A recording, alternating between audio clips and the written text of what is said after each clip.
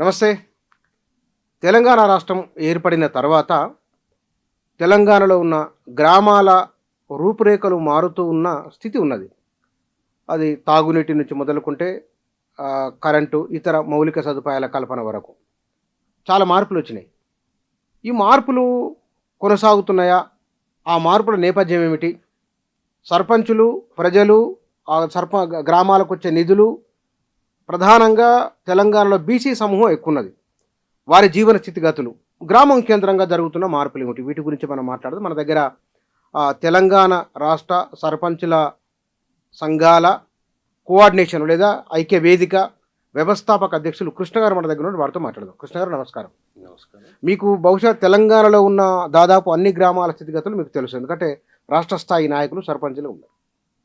ఈ 2 ఏళ్ల కాలంలో గ్రామాలలో వచ్చిన మార్పులు ఏమిటి? మీ పరిశీలన ఏమిటి?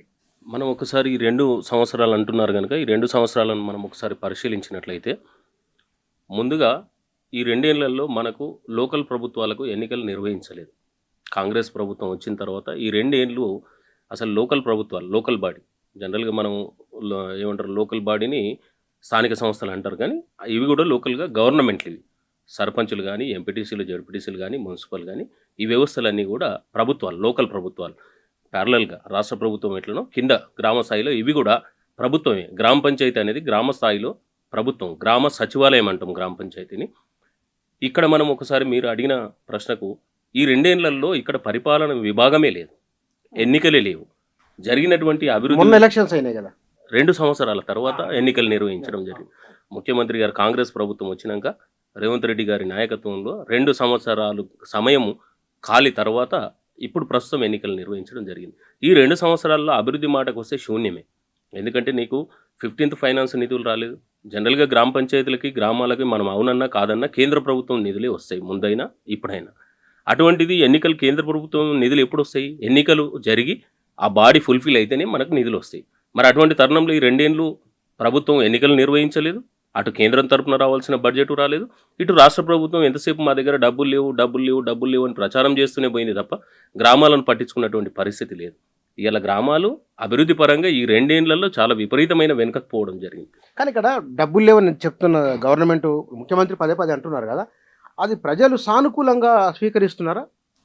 ప్రజలు సానుకూలంగా స్వీకరించరా అనేది పక్కన పెడితే, ముఖ్యంగా ముఖ్యమంత్రి గారు తన బాధ్యతల నుండి మాత్రం బయటపడడానికి ప్రయత్నం చేస్తూ ఉన్నారు. అవునా? అంతే కదా. ఎట్లా? డబ్బులు లేవు అని తప్పించుకోవడానికి ప్రయత్నం చేయడమే కదా. ఇలా మనము ఒక ప్రభుత్వంలో ఉన్నాం, ఒక ముఖ్యమంత్రిగా ఉన్నాం, వాటిని ఎట్లా సమకూర్చుకోవాలి, ఏం చేయాలి, మనం ఇచ్చిన కమిట్మెంట్ ఏంది, మరి ఇలా తెలంగాణ రాష్ట్రం సుభిక్షంగా ఉండాలి. మరి ఆనాడు కేసీఆర్ మీద మనం రకరకాల ఉద్యమాలు చేసినాం, రకరకాల మాటలన్నీ చెప్పుకుంటూ వచ్చినాం. మరి మనకు అధికారం రాగానే, మన కుర్చీలకు రాగానే డబ్బులు లేవు అంటే మరి మనం బాధ్యతలను తప్పించుకున్నట్టే కదా. అంటే వాస్తవ స్థితి చెప్తున్నట్టుగా అనుకోవచ్చు కదా. వాస్తవ స్థితి ఉండొచ్చు కనుక, కానీ మనం సమకూర్చుకోవాల్సిన బాధ్యత మన మీదనే ఉంది కదా. వనరులను సమీకరించుకొని మనం ప్రజలకు ఏవైతే హామీలు ఇచ్చినామో, మనం వస్తే ప్రజలకు ఏమైతే చేస్తామని చెప్పినామో, కేసీఆర్ ఏదైతే తప్పుడు చేస్తుండని చెప్పినామో, మరి మనం చేయాల్సిన బాధ్యతల నుంచి ఇప్పుడు తప్పించుకోవడానికి వీల్లేదు కదా. మరి ఈనాడు ఎక్కడ పోవాలి ప్రజానీకం? అభివృద్ధి ఎక్కడ పోవాలి? మనం ఎంతసేపు ఈ 2.5 సంవత్సరాలల్లో డబ్బులు లేవు అని చెప్పుకుంటూ పోవడానికైనా మనం ముఖ్యమంత్రి అయింది. మరి మనం కాంగ్రెస్ పార్టీ తరపున ఎన్నో మాటలు చెప్పారు, మరి చెప్పినప్పుడు ఆనాడు తెలియదా? కానీ మీరు గత ప్రభుత్వ హయాంలో ఉన్నప్పుడు ప్రభుత్వం పైన తీవ్ర విమర్శలు చేశారు మీరు. అవును, రాష్ట్ర వ్యాప్తంగా పని చేసిండ్రు. అవును. కానీ ఇవాళ మరి మీలాంటి వాళ్ళు ఎవరు ప్రభుత్వం, మరి గ్రామాల నుంచి ఇది ఉంది, మా డిమాండ్ ఇది చేయడం, ఎందుకు ఆ వాయిస్ రావడం లేదు? ఆనాడు కేసీఆర్ మీద 10 సంవత్సరాలు రకరకాల కేసులు పెట్టుకుని రాష్ట్ర వ్యాప్తంగా మేము ధర్నాలు చేసినాం, ఉద్యమాలు చేసినాం, ఇందిరా పార్క్ వేదికగా అనేక కార్యక్రమాలు తీసుకున్నాం, సోమాజిగూడ ప్రెస్ క్లబ్కి వేదికగా అనేక కార్యక్రమాలు తీసుకున్నాం. దానిలో ఆనాడు ఉన్నటువంటి రేవంత్ రెడ్డి గారు ప్రతిపక్షంలో ఉన్నారు, కోదండరామ్ గారు మాతో ఉన్నారు, ఆనాడు వి హనుమంతరావు గారు ఉన్నారు, ఈనాడు కిషన్ రెడ్డి గారు, లక్ష్మణ్ గారు, ఇప్పుడు బీజేపీ రాష్ట్ర అధ్యక్షులు రామచంద్రరావు సార్, వీళ్ళందరి సమూహంతో, వీళ్ళందరి సహకారంతో, సపోర్ట్తో మేము సర్పంచ్ల ఉద్యమం చేసినాం. ఆనాడు గ్రామాలకు అభివృద్ధి పనులు కావాలా, 73 అమెండ్మెంట్, 74 అమెండ్మెంట్ ప్రకారం 73 అమెండ్మెంట్ 29 అధికారాలను గ్రామ పంచాయతీలకు బదలాయించాలి. ఇవన్నింటి మీద ఆనాడు పోరాటం చేసినాం. ఇప్పుడు కూడా ఎందుకు చేయలేము అంటే, సరే ముఖ్యమంత్రి గారు ఎంతసేపు ఇప్పుడే వచ్చినాము అనేటటువంటి ప్రక్రియ కొనసాగుతుంది. గ్రామ పంచాయతీ ఎన్నికలు పెట్టకపోవడమే పెద్ద అసమర్థం. అంటే ప్రభుత్వం చేతగానటువంటి తనం. అది ఈ రోజుకి ఇప్పుడు పెట్టినా కూడా ఇంకా నిధులు రాష్ట్ర ప్రభుత్వం తరఫున ఎలాంటివి రావడం లేదు. కానీ కేసీఆర్ హయాంలో ఇప్పటికి చూసుకున్నప్పుడు గ్రామాల విషయంలో ఎవరికి పట్టింపు ఎక్కువ అంటే ఇప్పుడిప్పుడే మొన్న కొత్త పాలక వర్గాలు వచ్చినాయి కానీ కనబడుతున్నది ఎవరు కొంత మెరుగుదల ఉన్నట్టు. నీకు ఇంకా గ్రామాల సైడు కాంగ్రెస్ ప్రభుత్వంలో గ్రామాల సైడు అభివృద్ధి కార్యక్రమాలు ఇంకా మొదలే కాలేవు ఈ 2 సంవత్సరాలు. నీకు ఎందుకంటే గ్రామానికి సంబంధించినటువంటి ప్రభుత్వమే ఏర్పడలేదు. ఇంక గ్రామాల మీద అసలు ఫోకసే లేదు, ఎటువంటి ఫోకస్ లేదు. పర్టికులర్గా గ్రామాలను డెవలప్ చేసేటటువంటి ఆలోచన ప్రస్తుతం ఉన్న ప్రభుత్వంలో మంత్రులకు కానీ ఈ ప్రభుత్వానికి కనిపించడం లేదు. ఎమ్మెల్యేలు అందుబాటులో ఉంటున్నారు ప్రజలకు? ఉంటారు, ఉంటే ఏం ప్రయోజనం? ఎమ్మెల్యేలు ఉన్నప్పటికీ కూడా సరైన డెవలప్మెంట్ లేనప్పుడు ఎవరు అందుబాటులో ఉన్నా లేకున్నా ఏం ఉపయోగం? ఉంటున్నారు, ఉండేవాళ్ళు ఉంటున్నారు, ఉండని వాళ్ళు ఉండలేరు. కానీ ఏం ఉపయోగం దాంతో?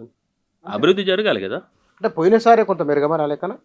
మనకు అది ఏ రకంగా చెప్పినా ఉమ్మడి స్టేట్లకు వెళ్ళి మనం డివైడ్ అయినప్పుడు కొంత ఫండ్ ఎక్కువ అందుబాటులో ఉండొచ్చు, నిధులు ఎక్కువ ఉండొచ్చు, ఇంకోటి పనితనం అనుకోవచ్చు. ఏది చేసినా పర్వాలేదు, దీంతో పోలిస్తే బెటరే. కానీ ఆనాడు ముఖ్యమంత్రి కేసీఆర్ గారి మీద కూడా మేము పోరాటాలు చేసినాం. ఎందుకంటే అక్కడ జరిగిన పొరపాట్లను 100% అందరం కలిసి దాన్ని విభేదించినాము. అది చేస్తేనే ఈనాడు కాంగ్రెస్ ప్రభుత్వం వచ్చింది, ఈనాడు రేవంత్ రెడ్డి గారు ముఖ్యమంత్రి కాగలిగినారు. కేంద్ర ప్రభుత్వం సహకారం ఎంత ఉన్నది గ్రామాల్లో? 100%. ఈరోజు వస్తున్నటువంటి నీకు ఏ నిధి అన్న తీసుకో, గ్రామంలో జరిగేటటువంటి ఇప్పుడు జీరామ్జీ అని పేరు పెట్టినారు ఎన్ఆర్ఈజీఎస్కి, అది కేంద్ర ప్రభుత్వానికి సంబంధించింది. ఈరోజు నువ్వు ఎన్ఆర్ఈజీఎస్ కింద జీరామ్జీ కింద వచ్చేటటువంటి సీసీ రోడ్లు సెంట్రల్ గవర్నమెంట్కి సంబంధించింది. ఈనాడు రేషన్ బియ్యం ఏవైతే వస్తున్నాయో ఇవి కేంద్ర ప్రభుత్వానికి సంబంధించినవి. గ్రామంలో ఏ డెవలప్మెంట్ యాక్టివిటీస్ తీసుకున్నా సరే, నువ్వు శ్మశాన వాటిక కట్టే కాడికి వెళ్ళి, క్రీడా ప్రాంగణం కట్టే కాడికి వెళ్ళి, గ్రామ పంచాయతీ భవనాలు కట్టే కాడికి వెళ్ళి, మహిళా సమాఖ్య బిల్డింగ్లు కట్టే కాడికి వెళ్ళి, ప్రతిదీ కూడా కేంద్ర ప్రభుత్వానికి సంబంధించింది. రాష్ట్ర ప్రభుత్వ ఫండ్ అనేది లేదు, కేటాయించబడలేదు. దాదాపు కేంద్ర సహాయం ఎక్కువ ఉన్నదా? మెజారిటీగా కేంద్ర ప్రభుత్వమే. ప్రస్తుతం ఉన్న నరేంద్ర మోడీ గారి నాయకత్వంలో నడుస్తున్నటువంటి కేంద్ర ప్రభుత్వం తరపునే ఈ నిధులన్నీ ప్రజెంట్ గ్రామాలకు వస్తూ ఉంది.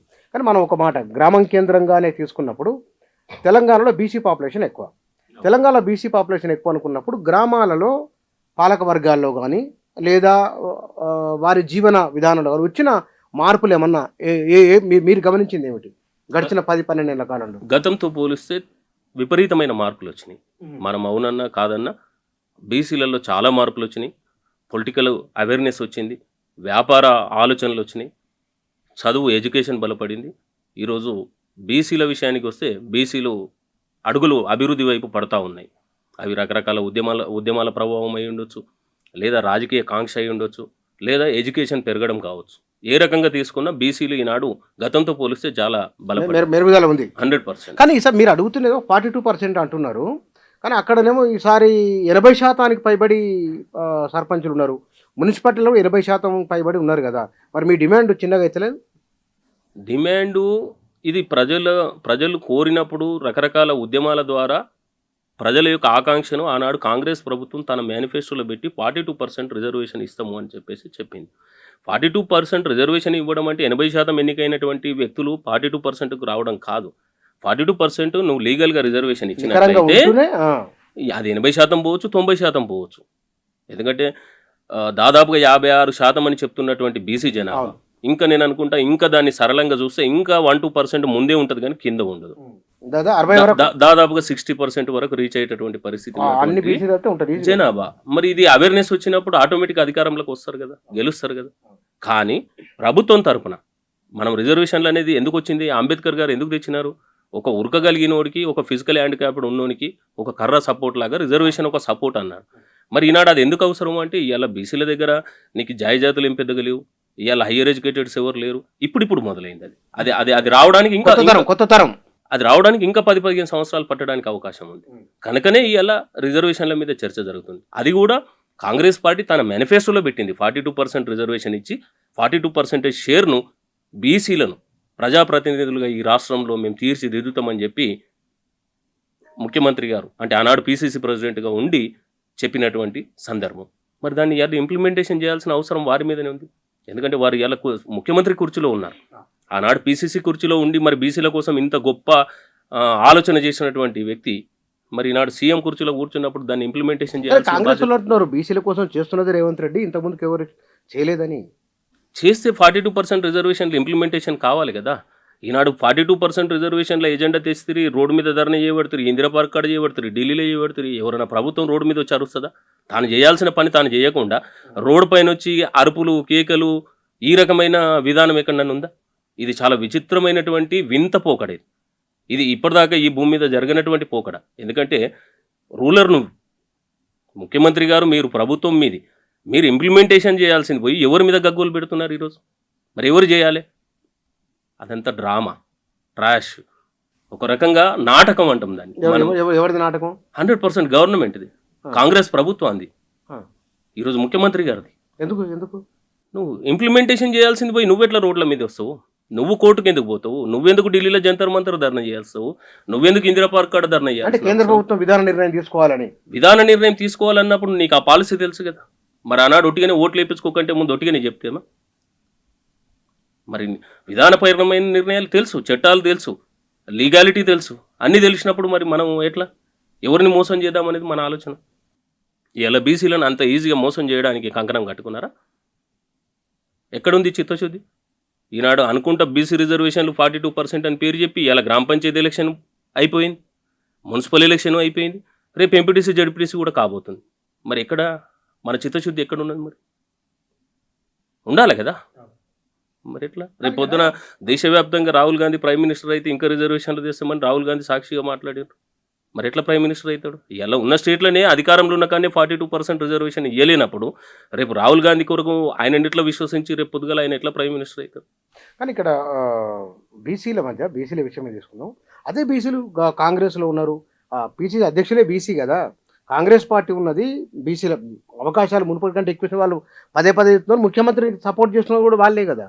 100% వాళ్ళ జాగాలో వాళ్ళు చేస్తారు. ఇప్పుడు ఎవరి జెండా కింద వాళ్ళు పనిచేస్తున్నప్పుడు వాళ్ళు మాట్లాడతారు, వాళ్ళ ధర్మం అది. దానికి విరుద్ధంగా మాట్లాడే పరిస్థితి ఉండదు. ఇంటర్నల్గా మాట్లాడతారేమో కానీ బాహ్యంగా ఏం మాట్లాడతారు? వాళ్ళకు ఉన్నటువంటి అవకాశాల మీద వాళ్ళ పార్టీ తరపున వాళ్ళ జెండా కింద వాళ్ళు అదే మాట్లాడాల్సి వస్తుంది. కానీ ఇక్కడ మన అంతరాత్మ, మన నీతి నిజాయితీ, ఇలా 60% ఉన్న బీసీలను నువ్వు మోసం చేయగలిగితే భవిష్యత్తులో మరి ఎట్లా ఓట్లు ఆశిస్తారు? రేపు పొద్దున భవిష్యత్తులో రేపు జరగబోయే ఎన్నికలకు పోవాలి కదా. సరే, లోకల్ బాడీ అనేది గవర్నమెంట్లో ఉన్నటువంటి ప్రభుత్వంలో ఏ పార్టీ ఉంటే, ప్రభుత్వంలో ఎవరు అధికారంలో ఉంటే వాళ్ళకు కొంత మెరుగు ఫలితాలు వస్తాయి లోకల్ బాడీ అనేది. ఎందుకంటే ప్రజలు ఆలోచిస్తారు, ఇవాళ ఆపోజిట్ ఆయనకి వేస్తే ఏం ప్రయోజనం, ఈ 2 ఏళ్ళన్నా ప్రభుత్వంలో ఉన్న వాళ్ళకి వేస్తే ఏమన్నా చేస్తారేమో అనే ఆశ కామన్గా ఉంటుంది. అది సహజమైన లక్షణం. కొంత ఓటు పర్సెంటేజ్ పెరిగి గెలవడానికి అవకాశం ఉంటుంది. కానీ రేపు జనరల్ ఎలక్షన్కి పోయినప్పుడు ఈ 60% బీసీల ఆలోచన వస్తుంది కదా. మీరు చెప్తున్న మహేష్ గౌడ్ గారు ఎగ్జాంపుల్, బీసీ అధ్యక్షుడు, పీసీసీ అధ్యక్షుడు అంటే వాళ్ళ లోపల కూడా వస్తుంది కదా. అప్పుడు మనం బీసీలను మోసం చేసినాం, రేపు ఏం ముఖం పెట్టుకొని బీసీల దగ్గరికి పోదాం అనేది ఉంటుంది కదా అంతర్మతం. ఒక మాట అనుకుందాం, కాంగ్రెస్ ప్రస్తావన వచ్చింది కాబట్టి భారతీయ జనతా పార్టీ మరి బీసీలకు అవకాశాలు ఇస్తున్నదా? 100% భారతీయ జనతా పార్టీ. చెప్పండి. భారతీయ జనతా పార్టీ గతంలో అద్వానీ వాజ్పేయి ద్వయంలో ఉన్న పరిస్థితికి ఇప్పటికీ ఒకసారి ఆలోచిస్తే అన్ని రాష్ట్రాలలో ఒక బీసీలే అని కాదు, అంటే ఇదివరకు ఉన్న బీజేపీకి ఇప్పుడున్న బీజేపీకి చాలా సిద్ధాంతాలు, అంటే ఎస్సీ బీసీలను మైనార్టీలను ఎంకరేజ్ చేయడానికి ప్రయత్నాలు అనేక పద్ధతులలో నడుస్తూ ఉన్నాయి. ఈరోజు ఓబీసీల కోసము చాలా కార్యక్రమం నడుస్తూ ఉన్నది. ఇప్పుడు అంతెందుకు, నిన్న లక్ష్మణ్ గారు, మన బీజేపీ లక్ష్మణ్ గారు ఎవరైతే ఉన్నారో బీజేపీ జాతీయ అధ్యక్షుడు నితిన్ నబీన్ గారిని ఎన్నుకునడంలో ఆయననే పోలింగ్ ఆఫీసర్గా భారతీయ జనతా పార్టీకి నియమించబడింది. అది గొప్ప కార్యక్రమం. అట్లా అంటే బీసీలకు ప్రాధాన్యత అంటే మల్లికార్జున ఖర్గేనే ఎస్సీని చేశారు కదా మరి బీజేపీ, కాంగ్రెస్ వాళ్ళు అట్లా 100% చేసిండ్రు. అంటే అవకాశాలు, ఇప్పుడు ఉదాహరణకు పార్టీ పదవులు ఇవ్వడం ఒక అవకాశం, ఎంపీలుగా ఎమ్మెల్యేలుగా అవకాశం కూడా ఒక అవకాశం.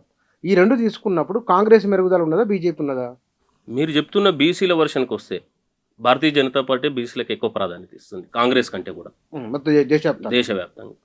ఇవాళ బీసీలను అడాప్ట్ చేసుకుంటుంది భారతీయ జనతా పార్టీ. మరి తెలంగాణ బీజేపీ బీసీలకు ఇవ్వలేదని ఒక విమర్శ ఉన్నది కదా. ఇస్తారు ఆ సమయానుసారం. ఇప్పుడు ఇదివరకు లక్ష్మణ్ గారు బీసీ కదా పనిచేసింది, రేపు భవిష్యత్తులో కూడా అవకాశాలు మారుతాయి కదా. బండి సంజయ్ గారు ఉన్నప్పుడు కూడా బీసీనే కదా. ఇలా కేంద్ర మంత్రిగా బండి సంజయ్ గారు ఉన్నారు. ఇలా ఎంపీలను ఒకసారి చూస్తే మెజారిటీ ఎంపీలు ఇలా బీసీలుగానే ఉన్నారు భారతీయ జనతా పార్టీలో.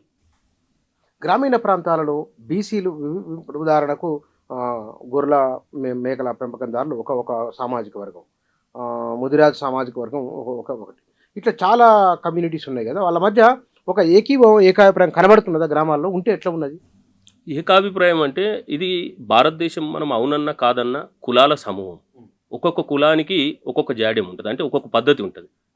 సందర్భానుసారం కలిసిండ్రు కాబట్టి మొన్న సర్పంచుల ఎన్నికలలో అనేక మంది బీసీలు సర్పంచులు అయినారు. ఇప్పుడు మీరు చెప్పిన దాదాపుగా 70-80% అయినారు ప్రజాప్రతినిధులు కానీ మీరు చెప్తున్నప్పుడు దాని అర్థం దాదాపుగా బీసీలు ఓటు పోలరైజ్ అవుతుంది. అంటే తమ బీసీలు నిలబడ్డప్పుడు కొంత దాని వైపు ఆలోచిస్తున్నారు. గతంలో అప్పర్ కమ్యూనిటీల మధ్యలోనే ఉంటుండే అవగాహన.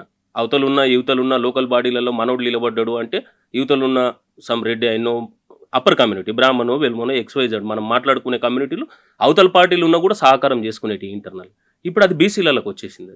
మనం నిజాన్ని నిజంగానే ఒప్పుకోవాలి. బీసీలలో ఈ అవేర్నెస్ వచ్చింది, అందుకే ఇవాళ బీసీల సీట్లు పెరిగినాయి. అది ఇంకా రానున్న రోజులలో భారీ మార్పులకు దారితీసేటటువంటి పరిస్థితి మనకు కనిపిస్తూ ఉంది. కానీ ఒకటి చెప్పండి, ఉన్నది మాట్లాడుకుందాం మనం. గ్రామీణ ప్రాంతాల్లో ఇప్పటికి కుల ప్రభావం ఉన్నదా? భారతదేశంలో కుల కుల వివక్ష, కుల ప్రభావం, కుల రాజకీయం ఇంపాక్ట్ అయింది. భారతదేశంలో మనం నిజాయితీగా మాట్లాడుకున్నట్లయితే ఈ దేశం కులాల కూడలిక, ఈ దేశం కులాల నిర్మాణం. మనం మైకుల ముందు ఎన్నో మాట్లాడతాం, కుల నిర్మూలన రకరకాల వ్యవహారాలు మాట్లాడతాం. అది మాట్లాడాల్సిందే కూడా, అది పోవాల్సిందే కూడా. కానీ మనం ఇప్పటిదాకా మాట్లాడి సాధించినటువంటి ఏదైతుందో ఇది ఇట్లా ఉన్నప్పటికీ కూడా ఇంకా కులం అనేటటువంటిది 100% ఉంది. దాన్ని మనం ఏమంటారు ఇట్లా మాట్లాడితే మరి అది రైటో రాంగో నాకు తెలియదు, కానీ కులాన్ని పూర్తిగా నిర్మూలన అనేది భారతదేశంలో సాధ్యం కాదు. ఉంటుంది అది. ఎందుకంటే ఇప్పుడు ఎవరినో ఇతరులను దూషించే బదులు మనం మన కాడికి వచ్చేసరికి మనం ఏ కమ్యూనిటీలో అయితే పుట్టినామో ఆ కమ్యూనిటీ సంఘాన్ని మనమే ఏర్పాటు చేస్తున్నాం ఈరోజు.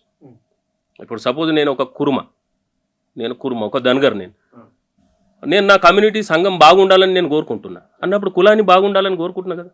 అంటే కులం వద్దనుకుంటలేదు కదా నేను. ఇప్పుడు ఒక ముద్రా సంఘానికి పోయినాం అనుకోండి, సపోజ్ ముద్రా సంఘం బాగుండాలని కోరుకుంటున్నాడు, రెడ్డి సంఘం బాగుండాలని కోరుకుంటున్నాడు. ఇట్లా కులాల పేరు మీద కుల సంఘాలు నిర్మాణం అవుతూనే ఉన్నాయి. నా కులం బాగుండాలి, నీ కులం బాగుండాలనే పోరాటం నడుస్తూనే ఉన్నది. ఇది నడిచినంత కాలం కూడా మనం కులాన్ని నిర్మూలించలేము. మనం ఎదుటి వాళ్ళని అంటాం, ఏది అప్పర్ కమ్యూనిటీని ఈజీగా మాట్లాడిస్తాం, అప్పర్ కమ్యూనిటీ వాళ్ళను ఇదో అదో XYZ మాట్లాడుతూ ఉంటాం. కానీ ఇంటర్నల్గా మన భావాలు కూడా ఏమున్నాయి, అదే కులంతో ఉన్నాయి. నా కులమే ఉండాలా. ఇలా ఏ కులంలో అయినా సరే నువ్వు మన BC, SC, ST, upper community అన్ని కమ్యూనిటీలల్లో తన కులం కన్నా తక్కువ కులం వాళ్ళని పెళ్లి చేసుకుంటే ఏ కులం అంగీకరించే పరిస్థితులు లేదు. ఎందుకు అట్లా? నిజంగానే ఇప్పుడు ఉదాహరణకు మీరు వందలాది గ్రామాలు తిరిగి ఉన్నారు, ఇప్పటికే గడిచిన 10 ఏళ్ళుగా చాలా పనిచేసినారు. గ్రామాల్లో చదువుకున్న వారు కూడా ఇంకా కులం పట్టుకొని ఎందుకుంటున్నాడు? చదువు ప్రభావం కనిపించట్లేదు. అని చదువు ఎంత పెరిగినా, ఆర్థికం డబ్బు ఎంత పెరిగినా కులం అంత బలంగా నిర్మాణం అవుతుంది. ఇది నిజం. ఇది సరే, మనకు బయటకు మాట్లాడడం రైటా రాంగా ఇది పక్కన పెడితే, ఎంత మనకు జ్ఞానం పెరిగితే, ఎంత మనం బలపడితే మన కులాన్ని అంత బలంగా పుట్టిన కులంలో అది బయటికి మాట్లాడే మాటలు వేరు, ఇన్నర్ ఫీలింగ్స్ వేరు. ఈ రకంగా ఉన్నప్పుడు కుల నిర్మూలన ఎట్లా పాసిబుల్ అవుతుంది? ఏ కులంలో పాసిబుల్ కాదు. మరి అట్లా మనం వెనక్కి వెళ్తున్నాం, ముందుకు వెళ్తున్నాం అభివృద్ధిలో. దానికి 2 రకాలు. ఇప్పుడు స్వతహాగా తాను ఏమంటున్నాడు, తాను స్వాభిమానం ఏముంది, తన కులం అనేది, అక్కడ ఆయన అభివృద్ధి చెందుతున్నట్టే లెక్క. మళ్ళీ బయట మనం చెప్పుకునే ఉపన్యాసాలు రకరకాల ముచ్చట్లను చూసినప్పుడు వెనకపోతున్నాం.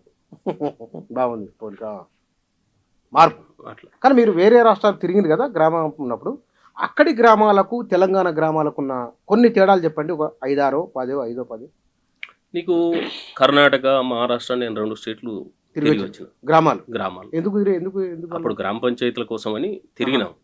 ఆనాడు తిరిగినాం గ్రామ పంచాయతీల కోసం. మా బృందం తిరిగి వచ్చింది. కర్ణాటక పోయినాం, మహారాష్ట్ర పోయినాం. అదేవిధంగా నేను హైటెన్షన్ రైతులు, విద్యుత్ హైటెన్షన్ లైన్లు వేసినప్పుడు రైతుల కోసం కూడా చాలా సీరియస్ ఫైట్ చేసి అప్పట్లో మీరు ఆ సందర్భంలో కూడా మనం పోయినాం. ఒకవేళ గ్రామాలను కనుక వారితో ఒకసారి ఆలోచిస్తే మన గ్రామాలు పర్వాలేదు, అభివృద్ధిలో కొంత ముందంజలో వాళ్ళతో కర్ణాటక మహారాష్ట్రతో పోలిసినప్పుడు మన గ్రామాలు ఇంకా అభివృద్ధిలో కొంత ముందడుగులో ఉన్నాయి. ఏ విషయాల్లో? ఎనీ డెవలప్మెంట్, నీకు మౌలిక సదుపాయాలలో వాళ్ళకన్నా బెటర్ నీ గ్రామాలు. నేను అంటున్నది అర్బన్ ప్రాంతాలు కాదు, రూరల్. తెలంగాణ పర్వాలేదు. అక్కడ మీకు చూసినప్పుడు మీకు ఎదురైన సమస్యలు ఏమేమి ఉన్నాయి అక్కడ వేరే రాష్ట్రాల్లో? అన్టచబిలిటీ ఎక్కువగా ఉంది. ఇతర రాష్ట్రాల్లో మన రాష్ట్రంతో పోలిస్తే నీకు కర్ణాటక, మహారాష్ట్ర అన్టచబిలిటీ ఎక్కువ ఉంది. అభివృద్ధిలో కొంత బ్యాక్వర్డే ఉంది ప్రస్తుతానికి కూడా. ఇంకా అంటే గ్రామాల విషయం అంటున్నాను నేను చూసినంత వరకు. అంతటని నేను చెప్పలేను, కానీ నేను చూసిన ప్రాంతాలలో అంటే మీకు అంటే అన్టచబిలిటీ ఎట్లా అంటే మీరు అడిగి తెలుసుకున్నారా లేకపోతే మీ అనుభవంలోకి వచ్చింది అక్కడ? మనం అక్కడ మాట్లాడుతున్నప్పుడు అక్కడ చెప్తున్నటువంటి వాళ్ళతో డిస్కషన్ జరిగేటప్పుడు చర్చలు జరిగేటప్పుడు వినిపించినటువంటి మాటలు. ఇక్కడ ఆ రాష్ట్రాల్లో ఇక్కడ మన తెలంగాణలో బీసీలకు ఎస్సీలకు మధ్య ఎట్లా ఉన్నది సంబంధ బంధం ఎట్లా ఉన్నాయి? ఈ తెలంగాణ రాష్ట్రంలో అన్ని కులాలకు almost SC BC ST minorities ఇక్కడ అన్నీ కూడా వాయు వరుసలు పెట్టుకొని మాట్లాడే పద్ధతులు ఇంకా ఉన్నాయి తెలంగాణలో. ఇక్కడ కులాల మధ్యలో కానీ మనుషుల మధ్యలో కొంత అవగాహన ఉంది, ప్రేమ స్వభావం ఉంది, ఇప్పటికి ఉన్నది కొనసాగుతున్నది. కొనసాగుతుంది. అక్కడక్కడ చిన్న చిన్న చెదురుమదురు ఘటనలు జరిగినా అది ప్రజల మధ్య ఏకీభావం ఉన్నది. మానవ సహజం కదా, మనుషులు ఉన్నప్పుడు తను ఒక దగ్గర ఉన్నప్పుడు అందరికి జరుగుతూ ఉంటాయి. కానీ పర్వాలేదు, తెలంగాణ రాష్ట్రంలో మానవ సంబంధాలు కమ్యూనిటీల బేస్ మీద అయినా కూడా పర్వాలేదు, బాగా కొనసాగుతూ ఉంది. ఇక్కడ మనం సర్పంచుల విషయానికి వద్దాం. గ్రామాలకు చట్టబద్ధంగా సర్పంచులకు ఉండే హక్కులు బాధ్యతలు ఏమిటి? నిధులు ఎక్కడెక్కడి నుంచి వస్తాయి సార్ గ్రామాలకు? గ్రామాలకు వచ్చేటటువంటి నిధులు ముఖ్యంగా మనకు ఏదైనా మైనింగ్ నడిచినప్పుడు సినరేజ్ ఫండ్ అని ఒకటి వస్తుంది.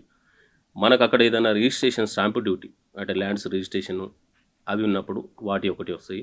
ఇంటి పనులు ఒకటి వస్తాయి. ఇది ఆ గ్రామ పరిధిలో ఉండేటటువంటి ఏమైనా ఇండస్ట్రీస్లు కానీ లేదా రియల్ ఎస్టేట్ వెంచర్స్ కానీ ఇలాంటివి వచ్చినప్పుడు అక్కడ జరిగేటటువంటి ఆ గ్రామాలలో ఉంటే గనక ఆ పన్నులు వచ్చేటటువంటి పన్నుల రూపంలో వచ్చేటటువంటి నిధి ఒకటి. మనకు కేంద్ర ప్రభుత్వం గ్రాంటు 15th ఫైనాన్స్ ప్రజెంటు మొన్ననే నరేంద్ర మోడీ గారు దాదాపుగా 1034 కోట్లు తెలంగాణ రాష్ట్రానికి ఇవ్వడం జరిగింది గ్రామ పంచాయతీలకి. మరి అదేవిధంగా ఇంకా సుమారుగా 2000 కోట్ల రూపాయలు కూడా వచ్చేటి ఉంది.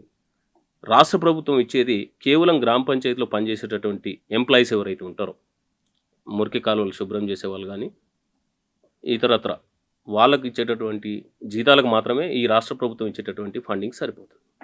మిగిలినవన్నీ కేంద్ర ప్రభుత్వం నిధులు, అక్కడ లోకల్ ఉన్న సోర్స్. ఇవి గ్రామ పంచాయతీలకు వచ్చేటటువంటి నిధులు.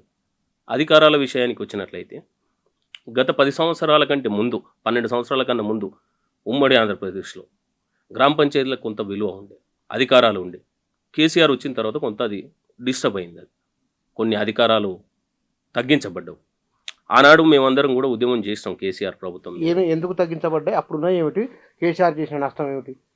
గతంలో ఏదన్నా రియల్ ఎస్టేట్ వెంచర్లు జరగాలన్నా గ్రామ పంచాయతీ పర్మిషన్ కంపల్సరీ ఉండేది. ఎవరన్నా ఇండస్ట్రీ పెట్టాలనుకుంటే కంపల్సరీ గ్రామ పంచాయతీ పర్మిషన్, గ్రామసభ ఆమోదం. ఇప్పుడు ఈ 2 అధికారాలను గ్రామ పంచాయతీ నుంచి దూరం చేయడం జరిగింది. ఇవి అత్యంత కీలకం. ఎందుకంటే ఆ గ్రామ పంచాయతీ పరిధిలో, ఆ గ్రామ రెవెన్యూ పరిధిలో ఏదన్నా డెవలప్మెంట్ యాక్టివిటీస్ వచ్చినప్పుడు ఆ గ్రామ ప్రజల ఆమోదం తీసుకోవాలి. తీసుకుంటేనే ఆ గ్రామ ప్రజలకు గౌరవం, ప్లస్ ఆ వచ్చే ఇండస్ట్రీ ఏందనేది కూడా ప్రజలకు అర్థమవుతుంది. వాళ్ళకు నష్టం కలిగించే ఇండస్ట్రీ అయితే వాళ్ళు వద్దని తీర్మానం చేస్తారు. వాళ్ళకు మంచి జరిగేది ఉంటే ఓకే అనేది కావాలని తీర్మానం చేస్తారు. ఈ యొక్క హక్కును ప్రజల నుంచి వేరు చేయడం జరిగింది. అది చాలా పెద్ద అవకాశం, దాన్ని వేరు చేయడం జరిగింది. దాని మీద మేము చాలా పోరాటం చేసినాం ఆనాడు. ఇప్పుడున్న ముఖ్యమంత్రి గారితో సహా అందరం కలిసి చేసినాం. ఇప్పుడు అందుకే అంటున్నాం, ఇప్పుడున్నటువంటి మన ముఖ్యమంత్రి గారిని ఒక అప్పీల్ ఏం చేస్తున్నామంటే, ఆనాడు కేసీఆర్ మీద పోరాటం చేసిన దాంట్లో మీరు కూడా ఒక గౌరవనీయమైనటువంటి గొప్ప పాత్రను నిర్వర్తించినటువంటి వ్యక్తులు ఇవాళ ముఖ్యమంత్రి కుర్చీలో ఉన్నారు. మరి ఈరోజు మనం ఆనాడు చేసినటువంటి ఉద్యమాల ఫలితం ఈరోజు మీరు ముఖ్యమంత్రి ఉన్నందుకు కనబడాలి, రావాలి. ఇలా 73 అమెండ్మెంట్ ప్రకారం 29 అధికారాలను గ్రామ పంచాయతీలకు బదలాయించాల్సినటువంటి అవసరం ఉన్నది. ఆనాడు మనం రాష్ట్ర ప్రభుత్వంలో 40% బడ్జెట్ను నేరుగా గ్రామ పంచాయతీలకు ఇచ్చి గ్రామ పంచాయతీల ద్వారా, గ్రామ సచివాలయం ద్వారా ఖర్చు పెట్టాలని చెప్పి కేరళ మాదిరిగా చేయాలని తెలంగాణలో మనం పోరాటం చేసాం. ఆ పోరాటంలో మీ శ్రమ కూడా ఉంది. ప్రస్తుత ముఖ్యమంత్రి రేవంత్ రెడ్డి గారు ఖచ్చితంగా ఈరోజు మీరు దాన్ని ఇంప్లిమెంటేషన్ చేయాలని కూడా మేము గుర్తు చేస్తూ ఉన్నాం. ఎందుకంటే గతంలో మీరు ప్రతిపక్ష నేతగా ఉన్నప్పుడు మనం పోరాటం చేసినాం దాని మీద. మరి ఈరోజు దాన్ని మనమే అధికారంలోకి వచ్చినాం. మనం అంటే మీరు ముఖ్యమంత్రిగా మీరు అధికారంలోకి వచ్చారు కనుక ఈరోజు దాన్ని ఇంప్లిమెంటేషన్ చేయాల్సినటువంటి అవసరం ఉన్నది. రేపు జరగబోయే బడ్జెట్లు, బహుశా మార్చిలో బడ్జెట్ సమావేశాలకు ఏర్పాట్లు జరుగుతూ ఉన్నాయి. ఖచ్చితంగా ఆనాడు మనం 40% ఏదైతే డిమాండ్ చేసినామో ఇప్పుడు కూడా మీ ముందు కూడా ఆ డిమాండ్ పెడతా ఉన్నాం. గ్రామ పంచాయతీలకు మీరు ఇచ్చేటటువంటి బడ్జెట్లో నుంచి నేరుగా తెలంగాణ గ్రామాలకి, తెలంగాణ గ్రామ సచివాలయాలకి 40% బడ్జెట్ను పోయే విధంగా, గ్రామ సచివాలయం కేంద్రంగా ఖర్చు పెట్టే విధంగా నిర్ణయం తీసుకోవాలని చెప్పి కూడా మీ ద్వారా ముఖ్యమంత్రి గారిని కోరుతా ఉన్నాం. గ్రామ పంచాయతీలకి రాష్ట్ర బడ్జెట్ నుండి నేరుగా గ్రామ పంచాయతీ ఎమ్మెల్యే ఎంపీ ప్రమేయం ఉండదా? ఎమ్మెల్యే ఎంపీ మనం ఒకసారి వాళ్ళ విధులు కనుక ఒకసారి మనం ఆలోచిస్తే చట్టాలు చేయాల్సినటువంటి వ్యక్తులు నిధుల మీద రేపు మీరు ఎమ్మెల్యేగా పోటీ చేసి మరి ఎమ్మెల్యే కావచ్చు, మరి మీకు కూడా ఇబ్బంది అవుతుంది. షూర్ ఎవరం వచ్చినా ఈ భారతదేశం చట్టం ఏం చెప్తుంది మనకు? ఎమ్మెల్యేలు ఎంపీలు పార్లమెంట్లో చట్టాలు చేయాలి, ఎమ్మెల్యేలు అసెంబ్లీలో చట్టాలు చేయాలి.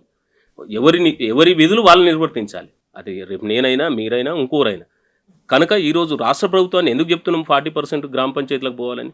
ఇవాళ నీకు తెలంగాణ రాష్ట్రమైనా భారతదేశమైనా బాగుండాలి కాబట్టి తెలంగాణ రాష్ట్రం ముఖ్యంగా మన రాష్ట్రం కోసం మాట్లాడినట్లయితే తెలంగాణ రాష్ట్రము ఈ గ్రామ పల్లెలు ఈ గ్రామాలు బాగుండాలంటే మనం నేరుగా బడ్జెట్ ఇచ్చినట్లయితే గ్రామాలై ఎలా అవసరాలు ఉన్నాయి, గ్రామాలు అభివృద్ధి చెందితే రాష్ట్రం అభివృద్ధి చెందినట్టే. మరి అది చెందాలంటే అక్కడి నుంచే బడ్జెట్ ఖర్చు జరగాలి. ఎందుకంటే ఆ గ్రామసభ ఆమోదం, గ్రామసభ తీర్మానం మేరకు ఖర్చు జరగాలి. ఏ దానికి ఎంత అవసరం అక్కడే క్యాబినెట్ కూర్పన జరగాలి, గ్రామంలోనే క్యాబినెట్ కూర్పు జరగాలి. ఆ రకంగా నిర్ణయం తీసుకోవాల్సినటువంటి అవసరం ఉంది. కానీ మీరు ఒక మాట ఇందాక హైటెన్షన్ పోల్స్ ఏర్పాటుకు సంబంధించింది ఒకటి, రెండవది ఇరిగేషన్లో భూములు కోల్పోయిన వాళ్ళ జీవన స్థితిగతులు ఎట్లా ఉన్నాయి ఇప్పుడు? అది విపరీతమైన నష్టం. దాని మీద కేంద్ర ప్రభుత్వం అయినా రాష్ట్ర ప్రభుత్వం అయినా దాన్ని తీవ్రంగా ఆలోచన చేయాల్సినటువంటి అంశం. ఇవాళ రోడ్ల కొరకు భూములు కోల్పోతున్నటువంటి రైతులు, ఇవాళ హైటెన్షన్ లైన్ల లాంటి పెద్ద ప్రాజెక్టులకు భూమిని ఇస్తున్నటువంటి రైతులు, ఇరిగేషన్ ప్రాజెక్టులకు సంబంధించినటువంటి భూములు కోల్పోతున్నటువంటి రైతులు, వారి జీవితాలు పూర్తిగా శ్మశానం అవుతున్నాయి. దాని మీద ఇప్పుడు జరుగుతున్నటువంటి న్యాయం ఏదైతుందో, ఇప్పుడు ఇస్తున్నటువంటి న్యాయ పరిష్కారాలు ఏవైతున్నాయో ప్రభుత్వం దాన్ని మళ్ళొక్కసారి రిపీట్ చేయాలి. ఎందుకంటే వాళ్ళ జీవితమే త్యాగమైపోతుంది అక్కడ. దాన్ని ఇంకా పెంచే ప్రయత్నమే చేయాలి. ఇంకా రైతులు చాలా నష్టపోతున్నారు.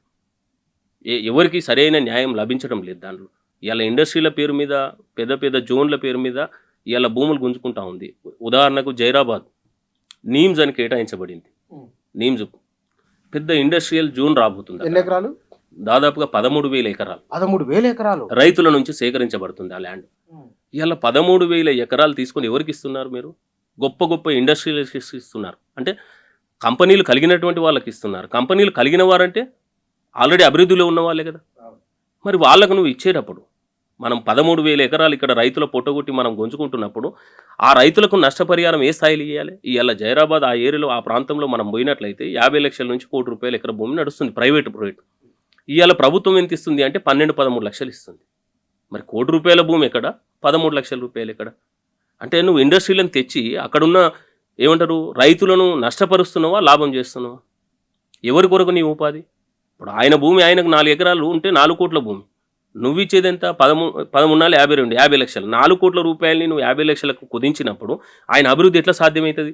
నీ దగ్గర 15,000 జీతం పనిచేస్తే ఆయన 3 కోట్లు 4 కోట్ల రూపాయలు ఎప్పుడు సంపాదిస్తాడు? భూమికి భూమి ఎప్పుడు సంపాదిస్తాడు? ప్రభుత్వాలు ఏ డిసిషన్ తీసుకున్నా మనం భూమి కోల్పోతున్నటువంటి రైతును ప్రైవేటు రేటు ₹1,00,00,000 ఉంటే అవసరం అనుకుంటే దానిపైన వెచ్చించి ఇవ్వాలి. ఎందుకంటే ఒకసారి భూమి కోల్పోతాడు కదా, అక్కడ ఆయన జీవితమే కోల్పోతాడు కదా. దాన్ని అట్లా ఫుల్ఫిల్ చేయాల్సినటువంటి అవసరం ఉన్నది. మనం చట్టాలు రాసుకొని మనం ఇక్కడ కూర్చుండి ఏసీ గదులలో ఎంతో కొంత డిసైడ్ చేసి ఇస్తే వాళ్ళ జీవితాల మీద మరణ శాసనం రాసినట్టు. మరి ఈనాడు నువ్వు పర్టికులర్గా గ్రౌండ్లకు పోకుండా ఈ నిర్ణయాలు చేయడం అనేది రైతులను మరి నీళ్లు రావాలన్నప్పుడు తప్పదేమని ఒక చర్చ కూడా ఉంది కదా. 100% తప్పదు. ఖచ్చితంగా నేను ఇవ్వను అంటే తప్పవుతుంది. నాదైనా మీదైనా రైతుదైనా ఇంకోరిదైనా ఇస్తాడు. కానీ మరి ఆయనకు సరిపోని న్యాయం జరగాలి కదా. ఇప్పుడు ఆయన చనిపోయి నీకు ఇవ్వడం అంటే దానిలో అర్థం లేదు కదా. ఆయన నాశనం అయిపోయి నీకు మెరుగు కావాలంటే న్యాయం కాదు కదా. ప్రాజెక్టులు అవసరం తీసుకోవాల్సిందే. ఖచ్చితంగా అవసరం ఉన్న కాడ ప్రాజెక్టుకి అవసరం ఉన్న కాడ తీసుకోవాలి. కానీ ఇస్తున్నటువంటి వారికి కూడా సరైన న్యాయం జరగాలి. మరి వాళ్ళు ఎక్కడ పోవాలి? వాళ్ళని చంపడము మనం ప్రాజెక్టు కట్టడం ఉద్దేశం కాదు కదా. వాళ్ళని నాశనం చేయడం కోసం కాదు కదా మన ప్రాజెక్టు ఉద్దేశం. అందరికీ ఉపయోగపడాలి కదా. ఆ ఉపయోగం అనేది వాళ్ళకు కూడా జరగాలి, ఇంకా వాళ్ళకి ఎక్కువ జరగాలి. ఎందుకంటే వాళ్ళు సర్వం కోల్పోయి మనకు త్యాగం చేసి ఇస్తున్నారు కదా. అట్లా ఆ రకంగా చట్టాలు జరగాల్సినటువంటి అవసరం ఉంది. ఇప్పుడున్న చట్టాలలో ఇంకా మార్పులు రావాల్సిన అవసరం ఉంది. అంటే నిజంగానే ఈ ప్రభుత్వం కూడా భూసేకరణ చేస్తున్నది కొన్నిటికి. ఈ ప్రభుత్వానికి మీరు చేసే రిక్వెస్ట్ ఏమిటి? అంటే ఒక గ్రామీణ ప్రాంతంలో ఉన్న ఆవేదన ఏమిటో మీరు చెప్పారు ఇందాక, వాళ్ళ తరఫున మీరు ప్రభుత్వానికి చేసే అప్పీల్. ఇప్పుడు ఎగ్జాంపుల్ చెప్తున్నాను. RRRకు సంబంధించినటువంటి ల్యాండ్ సేకరణ జరుగుతూ ఉంది. కోట్ల రూపాయల భూములు ఇలా రైతులు కోల్పోవాల్సి వస్తుంది. ఇప్పుడు మా proper village Sangareddy district Choutkur mandal Chakriyal village. మా ముందే వస్తుంది శివంపేట విలేజ్ దగ్గర 6R జంక్షన్ వస్తుంది ఒకటి, పెద్ద జంక్షన్. ఆందోళన నియోజకవర్గంలో. అట్లనే సంగారెడ్డి పక్కన పెద్దాపూర్ గిర్మాపూర్ దగ్గర ఒక జంక్షన్ వస్తూ ఉంది. పెద్దాపూర్ గిర్మాపూర్లో ఒకసారి తీసుకున్నట్లయితే రేట్ల విషయం సుమారుగా ఒక 5 నుంచి 10 కోట్ల మధ్యలో నడుస్తూ ఉంటుంది. ఒక ఎకరం ఏది 10 కోట్లు హైవే పైన. మనం లోపల పోయినట్టయితే సుమారుగా 2 నుంచి 5 కోట్ల మధ్యలో జరుగుతూ ఉంది. ప్రైవేటు ధరలు ఇవి. మరి ఈరోజు ప్రభుత్వం వాళ్ళకు ఆ రకంగా భూములు కోల్పోయిన వాళ్ళకేమో తక్కువ అవుతుంది, వాళ్ళకు ఆ రకంగా అంత విలువైన భూములు ఇలా కోల్పోతున్నప్పుడు వాళ్ళు ఎక్కడ కొనాలి? ఇప్పుడు నీకు 2 ఎకరాలు నీకు ఇస్తున్నారు 6Rకి ఎగ్జాంపుల్. ఒక 5 కోట్లకి ఎకరం వేసుకుంటే 10 కోట్ల రూపాయలు.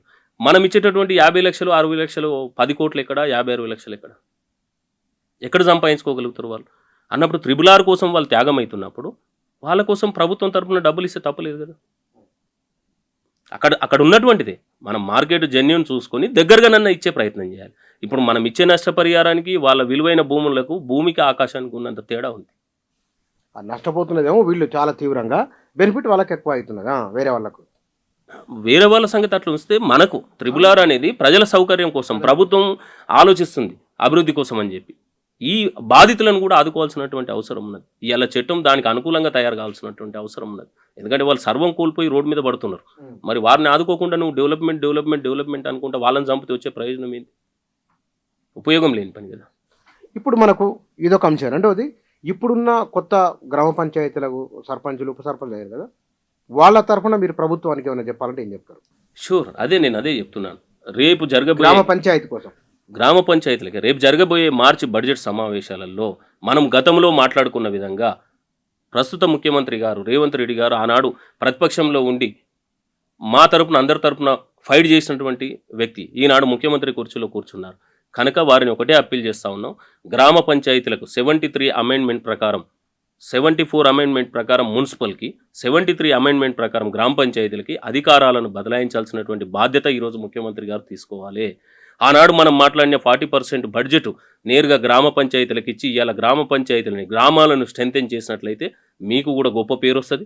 గ్రామాలు అభివృద్ధి చెందితే చరిత్రలో మీకు కూడా ఒక పేరు ఉంటుందని చెప్పి గ్రామ పంచాయతీల తరపున సర్పంచుల తరపున నేను అప్పీల్ చేస్తూ ఉన్నాను. అదేవిధంగా గతంలో మనం పోరాటాలు చేసినప్పుడు సర్పంచులకు గౌరవ వేతనాలు ఆనాడు ఇందిరా పార్కు దగ్గర అఖిల పక్షం అందరూ కలిసి తీసుకున్న నిర్ణయం నిరాహార దీక్షను పూనుకున్నప్పుడు కేసీఆర్ ప్రభుత్వం ఆనాడు ఒక నిర్ణయానికి వచ్చింది. మేము అధికారాలు నిధులు విధులు ఇవ్వాలని చెప్పి ఇందిరా పార్క్ దగ్గర రాష్ట్ర వ్యాప్తంగా సర్పంచులను పోగు చేసి ధర్నాకు కూర్చుంటే ఆనాడు కేసీఆర్ ప్రభుత్వం ఒక నిర్ణయానికి వచ్చింది. మేము అడిగిన నిధులు అధికారాలు ఇవ్వకుండా సర్పంచులకు గౌరవ వేతనాలు ఆశ చూపించి మా ధర్నా కార్యక్రమాన్ని నిర్వీర్యం చేసే ప్రయత్నం చేసింది. అది ఇప్పుడున్న ప్రస్తుత ముఖ్యమంత్రి గారికి అది తెలుసు. అది ఆనాడు మా అందరం కలిసి చేసినటువంటి ధర్నా వల్ల ఉద్యమాల వల్ల ఆనాడు సర్పంచులకు 5,000 గౌరవ వేతనం, జడ్పీటీసీలకు 10,000, మున్సిపల్ చైర్మన్కు 10,000, జిల్లా పరిషత్ చైర్మన్కు ₹1,00,000, ఇట్లా ఎంపీపీలకు కౌన్సిలర్లకు అందరికీ కూడా గౌరవ వేతనం ఇవ్వడం జరిగింది. అది ప్రస్తుత ముఖ్యమంత్రి గారికి తెలుసు. మనం చేసిన లక్ష్యం వేరు, ప్రభుత్వం ఈ జీతాలను గౌరవ వేతనాలను పెంచి ఈ రకంగా చేసింది. కాబట్టి దానిలో కూడా సరైనటువంటి గౌరవ వేతనం లేదు. కనుక మీరు కూడా సర్పంచులకు ఎంపీటీసీలకు జడ్పీటీసీలకు రేపు కాబోయే ఎంపీటీసీ జడ్పీటీసీలకు అదేవిధంగా మున్సిపాలిటీలో వాళ్ళకు కూడా సరైన గౌరవ వేతనం ఇచ్చి వారి ద్వారా మనం సర్వీస్ ఇంకా వాళ్ళ యొక్క సేవలను పొందాలని చెప్పి కూడా ప్రభుత్వాన్ని కోరుతా ఉన్నాం. అదేవిధంగా రేపు జరగబోయేటటువంటి ఎంపీటీసీ జడ్పీటీసీ ఎన్నికలు దాన్ని కూడా రద్దు చేస్తారని పేపర్లో చూస్తూ ఉన్నాం. ఎంపీటీసీలు రద్దు అవుతాయని చూస్తూ ఉన్నాం. అది సరైన చర్య కాదు. అంటే ఎట్లా కాదు అంటే ఈనాడు ఎంతోమంది రాజకీయ నాయకులు అవ్వాలనేటటువంటి ఉద్దేశంతో కార్యకర్తలంతా సేవలు చేసుకుంటా మీ చుట్టూ తిరిగి ఈరోజు అధికారంలోకి వచ్చారు మీరు. మరి ఆ కార్యకర్తలకు వచ్చే పదవులని ఎలా రద్దు చేయాలనేటటువంటి ఆలోచన కూడా అది విరమించుకోవాల్సిందే. ఎంపీటీసీలు జడ్పీటీసీలు ఖచ్చితంగా ఉండాల్సిందే, ఎంపీపీలు జిల్లా పరిషత్ చైర్మన్లు ఉండాల్సిందే. ఎందుకంటే వాటికి నువ్వు ప్రభుత్వం తరపున ప్రత్యేక బడ్జెట్లు ఇవ్వు. ఉన్న వ్యవస్థలను రద్దు చేసేదానికన్నా ఇలా మండల పరిషత్కు ప్రత్యేక బడ్జెట్ ఇవ్వండి, ఇలా జిల్లా పరిషత్కు ప్రత్యేక బడ్జెట్ ఇవ్వండి, ఇలా ఎంపీటీసీలకు బడ్జెట్ ఇవ్వండి. వాళ్ళ ద్వారా కూడా గ్రామాల్లో అభివృద్ధి కానివ్వండి. అభివృద్ధి చేయడానికి మన దగ్గర నిధులుంటే సరిపోతుంది కదా, వాటిని రద్దు చేసే బదులు వాళ్ళకి ప్రత్యేక బడ్జెట్లు ఇస్తే సరిపోతుంది కదా, ఇలా రద్దు చేసే బదులు. అట్లా దయచేసి ప్రభుత్వానికి అప్పీల్ చేస్తూ ఉన్నాం. ఎంపీటీసీ జడ్పీటీసీలను రద్దు కాదు, వాటికి అభివృద్ధి పరంగా నిధులు కేటాయించాలి, ప్రత్యేక బడ్జెట్ను కేటాయించాలని కూడా మీ ద్వారా ప్రభుత్వాన్ని కోరుతా ఉన్నాను. రైట్ అండి, థ్యాంక్ యూ. గ్రామ పంచాయతీల విషయంలో ప్రభుత్వం ఎట్లా వ్యవహరించాలి, నిధులు ఎట్లా ఇవ్వాలనే అంశాలకు సంబంధించి వారి అభిప్రాయం ఇది. Thank you.